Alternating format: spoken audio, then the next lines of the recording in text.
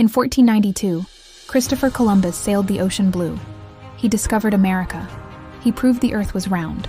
He was a brave explorer who opened the new world to civilization. That's the story most Americans learned in school. Here's the truth. Christopher Columbus never set foot in North America. He didn't discover anything. Millions of people already lived there. He wasn't even a good sailor. He got lost looking for Asia. And he didn't prove the earth was round. Educated people had known that for 800 years. What Columbus did do was launch one of the most brutal colonial enterprises in human history. Within 50 years of his arrival, the native population of Hispaniola, estimated at 250,000 to 300,000 people, was reduced to just a few hundred. Millions across the Caribbean died from disease, slavery, and systematic violence. Columbus didn't discover America. He initiated genocide. So how did this man get a national holiday? How did a brutal colonizer become an American hero? And why do we still celebrate Columbus Day when we know the truth? The answer involves Italian immigrants, political manipulation, and one of the most successful rebranding campaigns in history. Let's start with who Christopher Columbus actually was.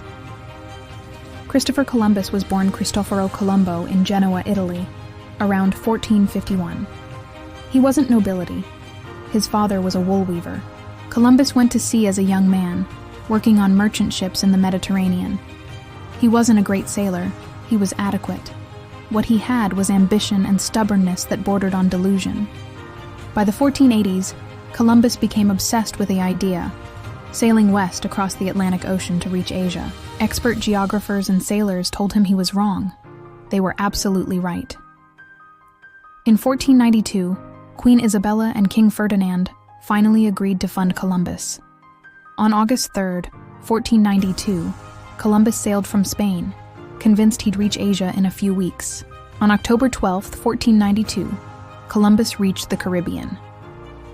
Within hours of meeting the Taino, Columbus was already thinking about slavery and conversion. He established a brutal system on Hispaniola. Those who failed to find enough gold faced terrifying punishment. Columbus initiated the transatlantic slave trade. By 1550, the Taino population was reduced to fewer than 500. His rule was so violent that Spain arrested him in 1500. For 300 years after his death, Columbus was mostly forgotten. But after the American Revolution, the U.S. needed new non-British heroes. Washington Irving's fictionalized biography created the noble myth we know. Then, Italian immigrants in the late 19th century claimed him as a hero to fight discrimination. In 1937, it became a federal holiday. But in the 1990s, the myth crumbled. Cities and states began replacing it with Indigenous Peoples Day. Rejecting the myth isn't erasing history. It's finally telling the truth.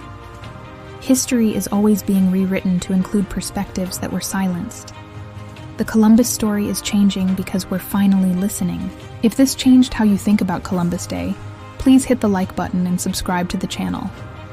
I want to hear your thoughts. Drop a comment below and suggest what topics or historical figures you want to hear about next. Thanks for watching, and remember, history is complicated, but the truth matters.